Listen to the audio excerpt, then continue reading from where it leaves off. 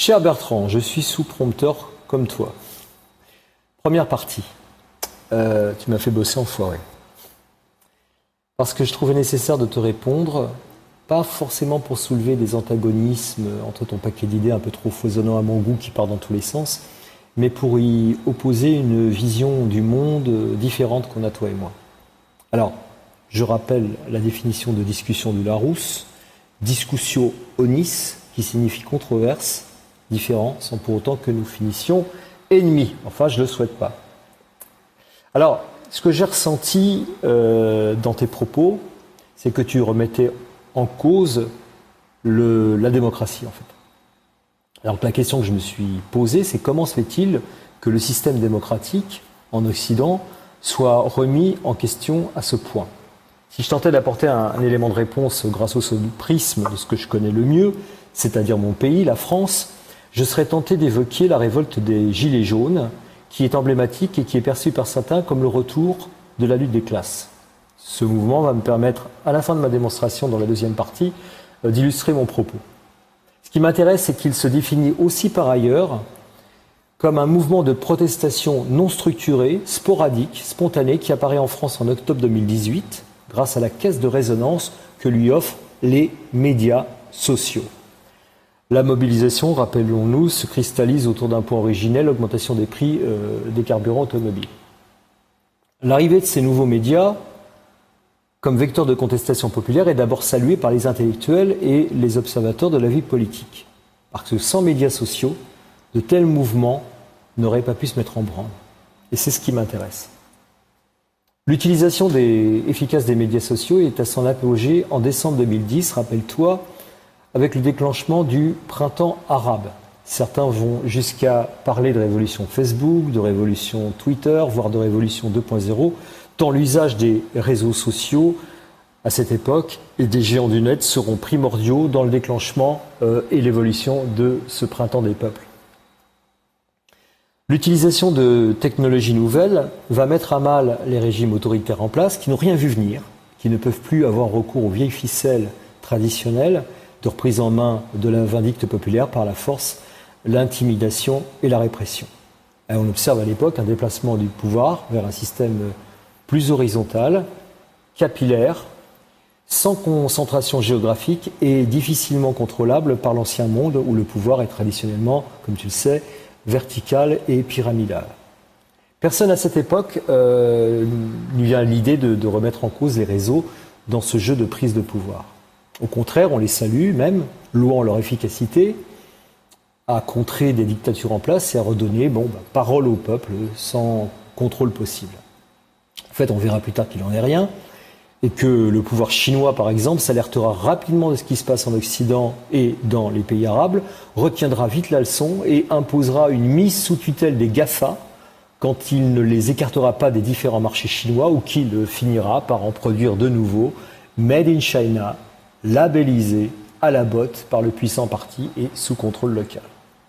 Mais souvenons-nous, l'invention de l'imprimerie a bouleversé l'Europe du XVIe siècle, sa manière d'écrire, de lire, la diffusion des idées.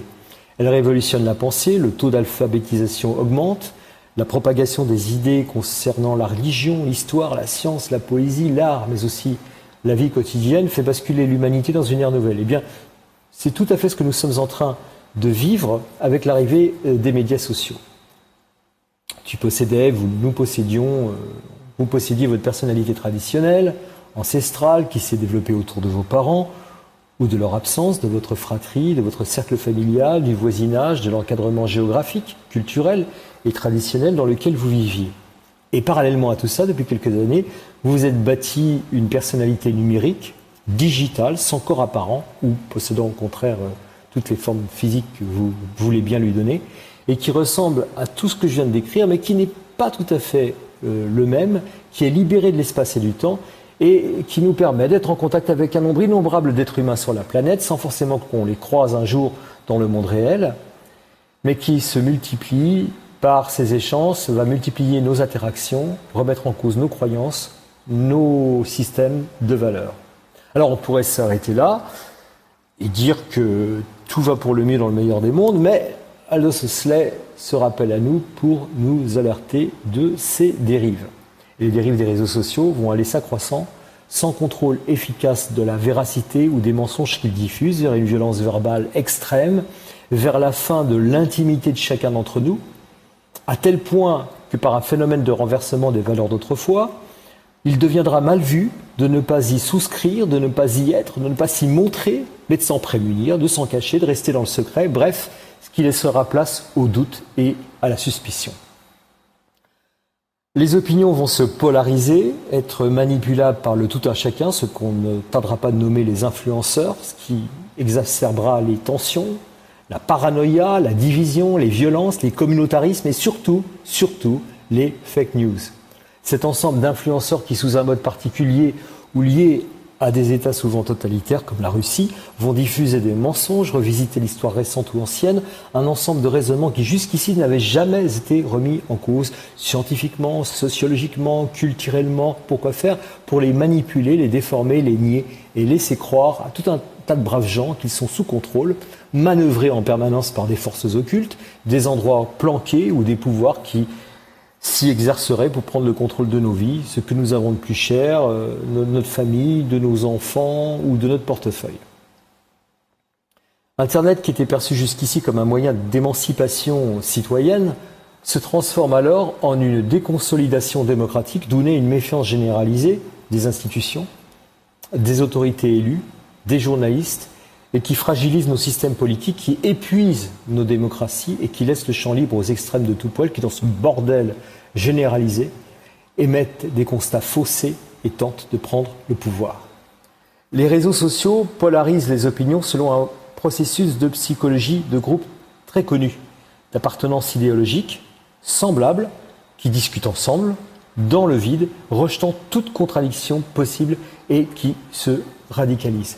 Ça crée des courants, comme les courants populistes incarnés par Trump, ou à l'autre extrême, le courant woke des Justice Democrats aux États-Unis. Et ces systèmes sont bien évidemment toxiques pour la démocratie, pour toute action gouvernementale, contre tout système institutionnel qui exigeait jusqu'ici des conciliations, des débats, des compromis. Enfin, souvenons-nous, restons en France. Pensons-nous vraiment que le système politique soit plus pourri aujourd'hui plus qu'il ne l'était hier? Réellement. La plupart d'entre vous sont des sexagénaires qui ont assisté à des choses qui nous paraîtraient, en termes de déni démocratique, insupportables aujourd'hui. Un chef d'État intervenant, sans contradiction, en tenue militaire, parler de sa vision politique sur une télé publique à la botte, avec un ministre de l'Information qui s'invite aux 20h pour dicter à la rédaction des journalistes en place les sujets qui leur sont permis d'évoquer ou pas. 15 ans plus tard, un président qui, à peine nommé, mis en place, effectue de septennat sous le sceau de mensonges de toute nature, mentant sur son état de santé alors qu'il avait décidé, sans qu'on lui demande, de diffuser chaque année un bulletin sur celui-ci, mentant sur sa famille, faisant payer aux contribuables sa double vie, la protégeant sous les ors de la République, avec la complicité de journalistes qui trouvent cela normal. Un président qui donne l'ordre de faire couler un bateau humanitaire écologique sans que les Français ne s'en émeuvent, sans que cela fuite avant plusieurs années.